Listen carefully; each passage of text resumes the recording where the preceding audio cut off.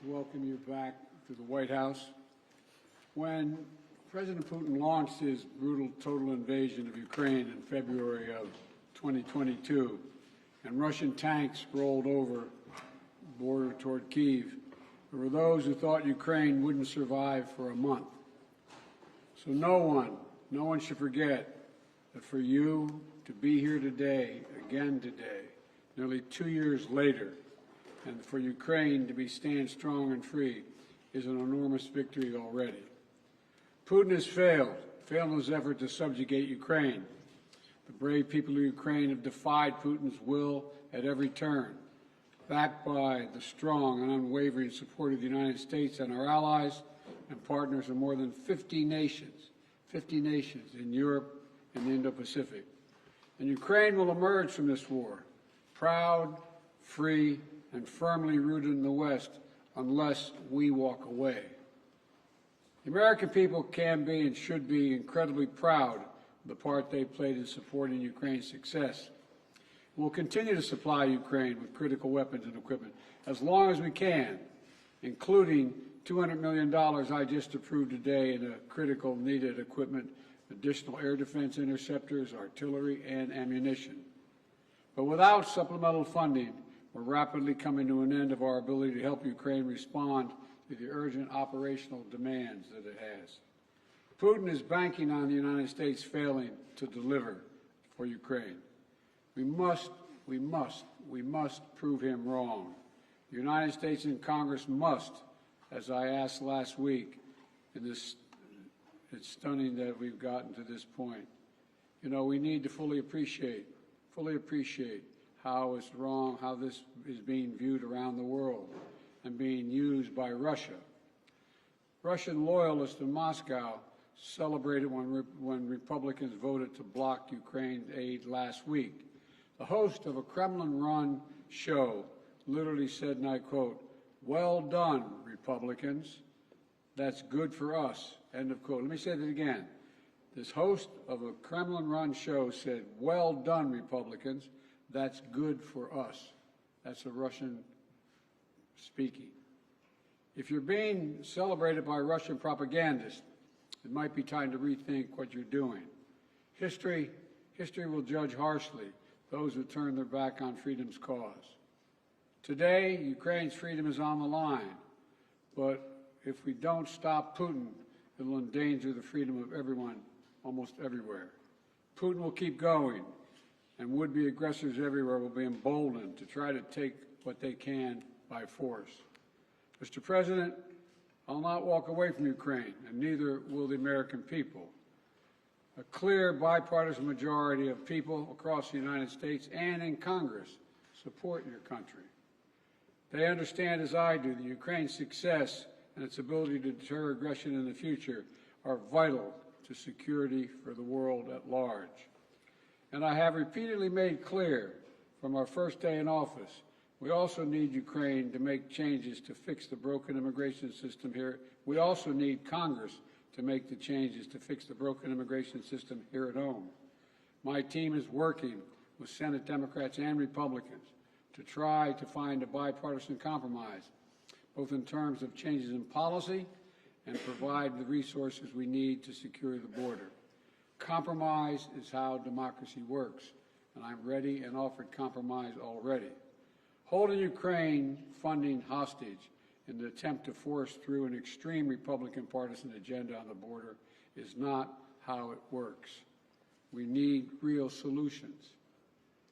I also asked Congress for funding for Israel to take on Hamas and confront multiple other threats backed by Iran in the wake of the October 7th assault. National Security Advisor Sullivan will travel to the region this week and meet with the Israeli War Cabinet, as I have met with, to emphasize our commitment to Israel, as well as the need to protect civilian life and ensure more humanitarian assistance flows and reaches into Gaza for Palestinian civilians. Secretary Austin will also travel to the region this week to step up the international efforts to protect the free flow of commerce through the Red Sea. The entire world is watching what we do. So let's show them who we are. America stands for freedom, today, tomorrow, and always. America stands against tyranny and against oppression. And America stands with the people of Ukraine. Thank you again for being here today, Mr. President, and thank you for everything Ukraine is doing to hold the line for liberty in the world. The floor is yours, Mr. President. Thank you so much. Thank you very much, Mr. President, dear journalists. I'm glad to be here and personally thank you and tell you how Ukraine values what we've achieved together, defending life and freedom. In Ukraine, we are fighting for our country and freedom, and also in Europe, we say for our freedom and yours. And this motto resonates not only in our country, not only in our hearts, not only in Ukraine, but also in Poland and Baltic states, Moldova and others. When freedom is strong in one country, it is strong everywhere. When it burns in one soul, it presents its merits to others. Ukrainians have twice led revolutions this century, defending freedom. For nearly 2 years, we have been in a full-scale war, the biggest since World War II, fighting for freedom. We stand firm, no matter what Putin tries. He hasn't won any victories. Thanks to Ukraine's success in defense, other European nations are safe from the Russian aggression, unlike in the past. Ukraine can now tackle the Russian dictatorship, so our children and other nations won't have to shed their blood and sacrifice lives defending against Russian aggression. We've already made significant progress. We've shown that our courage and partnership are stronger than any Russian hostility. And we've freed 50% of the territories Russia occupied after February 24th. And we won the Black Sea and are reviving our economy. Thanks to maritime exports, Ukraine's 5% economic growth this year proves our effective partnership. And we've shown no Russian missiles can overthrow the powerful American Patriot systems. Thank you very much. And even during war, we are reforming our country and strengthening our institutions. Today, President Biden and I discussed how to increase our strength for next year. First, air defense and destroying Russian logistics on Ukraine's land. Mr. President, thank you very much for your supporting us.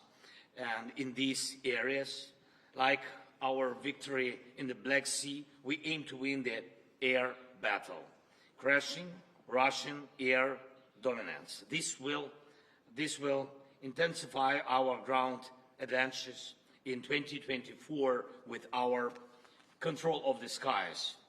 Who controls the skies controls the war's duration. And today I would like to thank, of course, for yet another significant defense package with our defenders value very much. Second, yesterday I met with American defense company leaders. They advised us on how to make our defense industries work faster and more effectively. Thank you, President Biden, for this important initiative we started with you. Together, Ukraine and America can strengthen democracy's arsenal. And this is vital for other free nations and the US, as it involves your companies, technologies, and technology advancement and job creation. And it is important to know that 2/3 of American support for Ukraine remains and works in the United States. Third, I informed Mr. President that Ukraine has fulfilled all the recommendations of the European Commission regarding the preparation for a decision to start negotiations on Ukraine's accession to the EU. And we constantly communicate with European leaders about our joint steps. sanctions and political efforts to pressure Russia. American leadership is crucial, is keeping this unity together, a unity that serves the entire free world.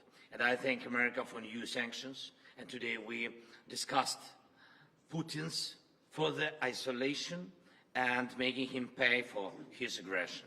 It's very important that by the end of this year we can send a very strong signal of our unity to the aggressor and the unity of Ukraine, America, Europe, the entire free world. Everything we talked about today will help us in the year 2024. Today's discussions in the White House and in Congress across both parties and both chambers with a speaker were very productive, and I thank you for the bipartisan support. As we approach Christmas, on behalf of all our Ukrainian families separated by war and all sons and daughters on the front, Ukraine's greatest wish is to near this war's victorious end. No one but Putin wants a prolonged war. We dream of a Christmas in a peacetime, of course, and we are working to turn our battlefield success into peace. And we are heading there together with you, and thanks, of course, to your support. Thank you very much, Mr. President. Thank you, America. Slava Ukraine. Thank you. Look, we're going to alternate asking questions. We're going to ask a total of each ask 2 questions. I will ask the first question. I will recognize the first question asker. I'll ask a question, Joel, too. But Danny Kemp.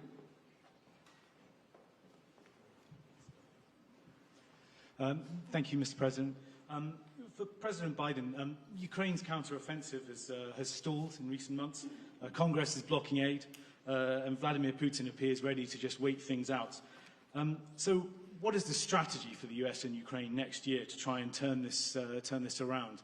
And if that fails, at what point do you say to Ukraine, as a friend, that it is perhaps time to start looking at peace talks?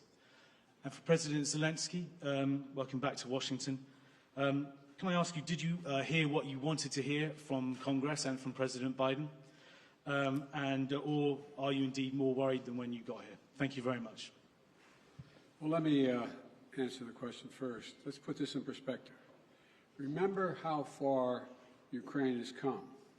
Russia's failed thus far in trying to erase Ukraine from the map and subsume it into Russia. Ukraine has taken back more than 50% of its territory seized since February of 22, and has pushed back the Russian Navy so Ukraine can export grain and steel to the world through the Black Sea. And thanks to the incredible courage of the Ukrainian people and the bipartisan support from our Congress, but it's not just American support. There are more than 50 countries helping Ukraine with military, economic, and humanitarian assistance. 50. The burden sharing, the U.S. has put up $75 billion, and our allies and partners have put up $100 billion. And more than 90% of our security assistance to Ukraine is being spent in the United States to provide weapons for Ukraine and replenish our stockpiles and build our industrial base. We need to ensure Putin continues to fail in Ukraine and Ukraine to succeed. And the best way for that to do that is to pass the supplement.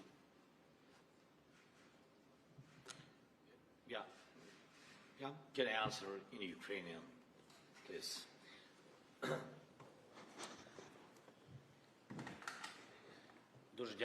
Thank you. First of all, I would like to add to the words of Mr. President Biden about successes. I think that these were not easy successes. Nonetheless, they were quite serious. They were serious steps forward. Indeed, we gained victory on the sea. We destroyed ships of the Russian Federation. We threw the remnants of their fleet to Russian territorial waters.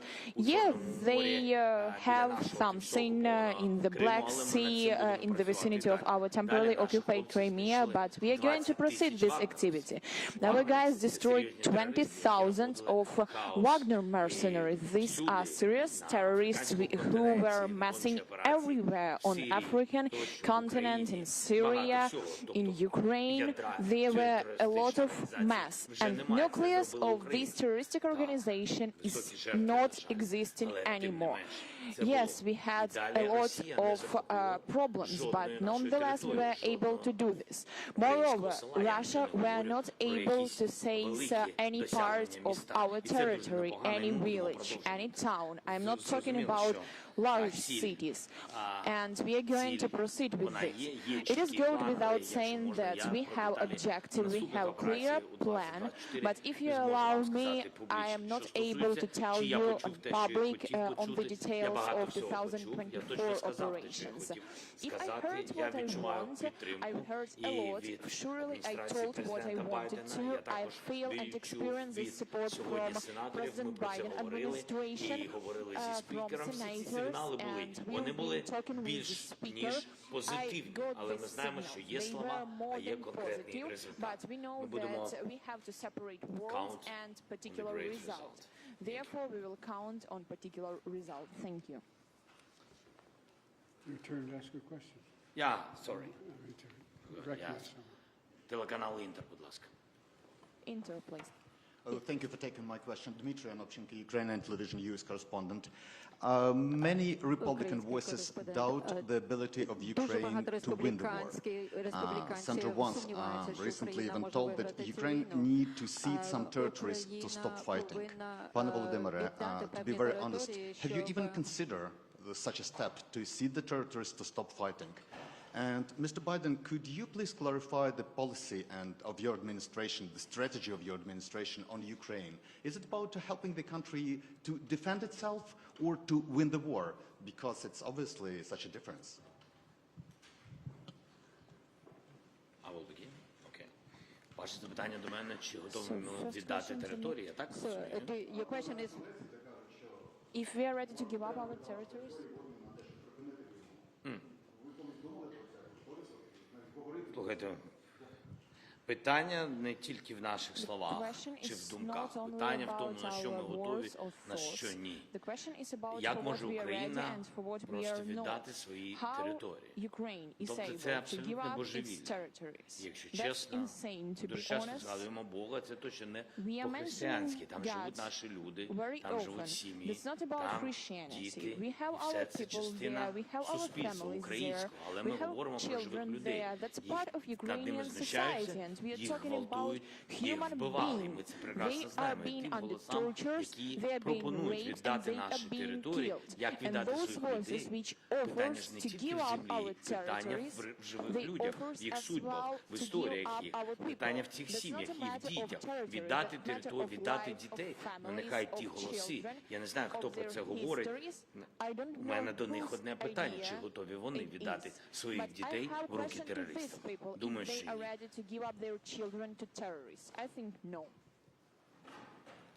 We want to see Ukraine win the war. And as I've said before, winning means Ukraine is a sovereign, independent nation and that can afford to defend itself today and deter further aggression.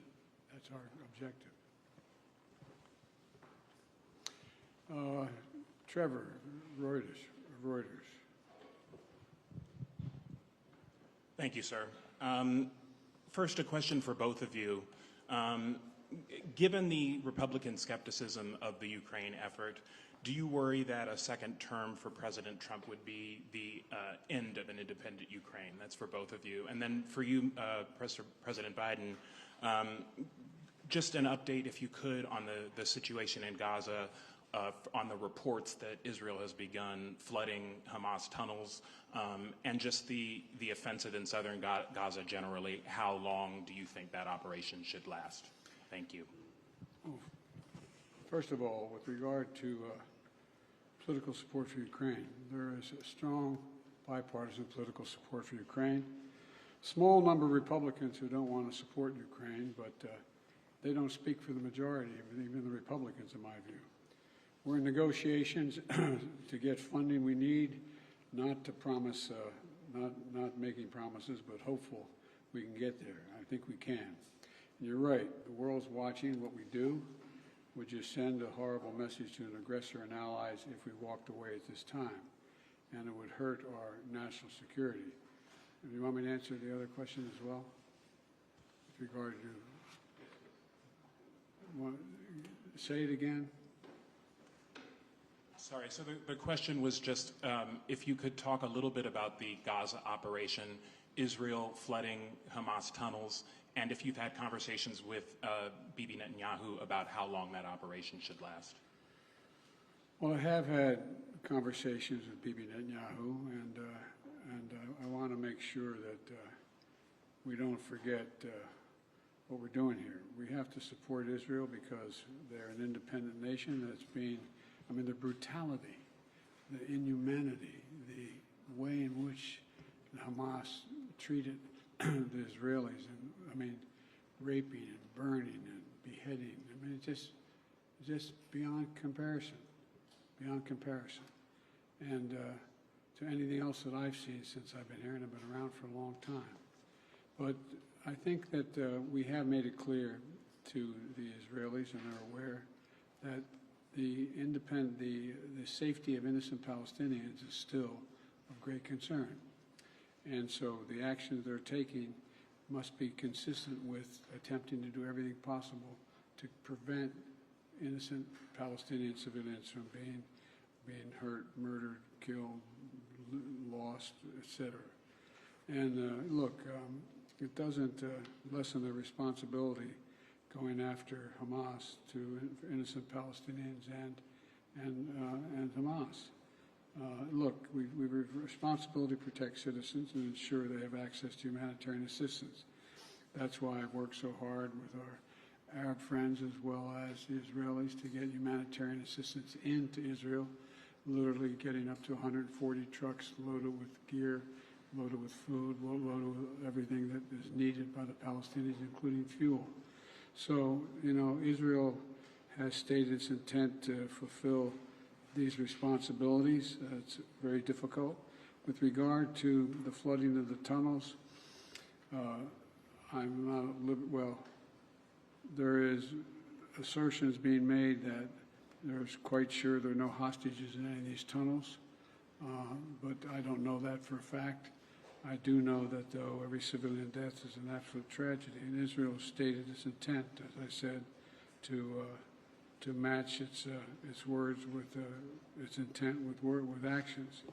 That's what I was talking about today.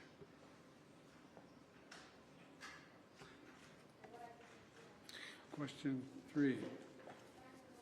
I guess I asked that. No, I just asked that. It's your turn. Your turn. Якщо відповідаючи на ваше запитання, So, addressing your question very quickly, I've been talking a lot with representatives of both parties. Both Democrats and Republicans proved full-fledged support, and we will see, but before this, we've always been trusting in the support of our strategic partner, the United States, and we will consider that it will continue in this way, and Ukraine will not remain alone against such a critical terrorist as the Russian Federation. Укрінформ. Так, будь ласка. Thank you so much. My name is Yaroslav Dolgopol, Ukrinform News Agency, Ukraine. Next summer, the United States will host an anniversary NATO summit in Washington, D.C., which raises a lot of hope, especially for Ukraine. President Zelenskyy, what does the Ukrainian side expect from this summit? And do you hope to hear direct invitation for Ukraine to join the alliance? And President Biden, under what conditions is the United States ready to support the initiative of inviting Ukraine to be member of NATO? Thank you.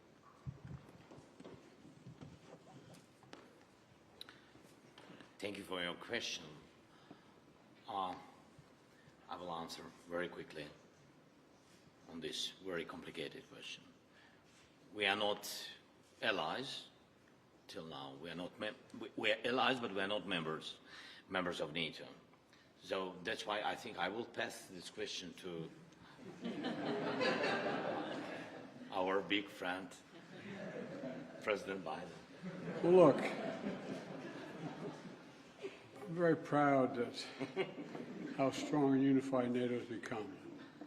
And now it's even larger.